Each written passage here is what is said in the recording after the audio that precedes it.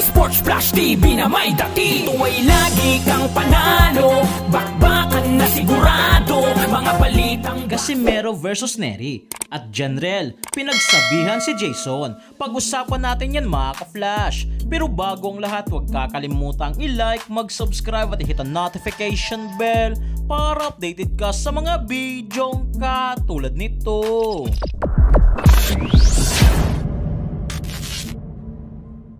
So sa mga hindi nga po nakakaalam, kumakalat nga po ngayon ang sinabi ni Jason Casimero sa live ni Ryan Lugas kahapon na kailangan nga po nilang magpatalo para sa mga plano, na kung saan nagresulta nga po ito ng pagkadismaya ng mga pumusta para kay Casimero. Kaya dahil dito, kinailangan ni General Casimero magpaliwanag at bigyan linaw kung ito ba ay may katotohanan, na kung mapatunayan ay posible nga po silang makasuhan dito. Ganon pa man ay binigyan linaw nga po ito ni Jason Casimero at 3 Division World Champion angas na Pinas, General Cuadro Alas Casimero, na kung saan aminado nga po si Jason na nagkamali lang ito ng paliwanag. Nang ibig sabihin nga po daw dito ni Jason ay kaya siguro sila natalo ay siguro ay dahil may mas malaki o mas magandang plano ang Panginoon sa kanila. Bukod dyan ay pinagsabihan din ni General Casimero si Jason na sa susunod ay mag-ingat na ito sa mga sinasabi nito sa live.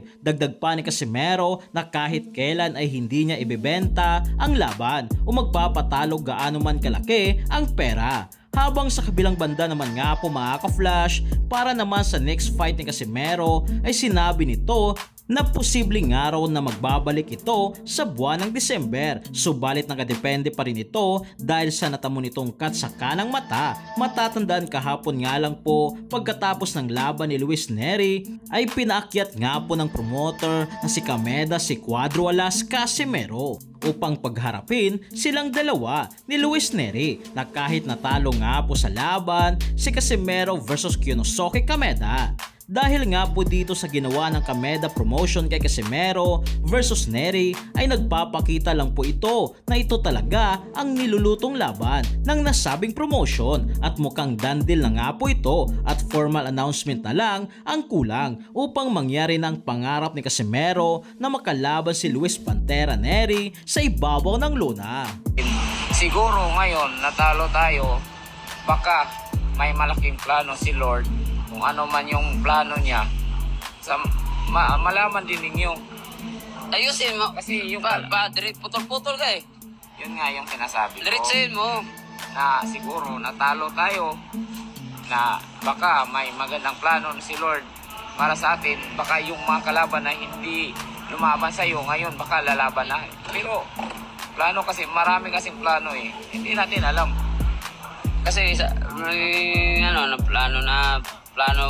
pagka-plano, ano ganun ba?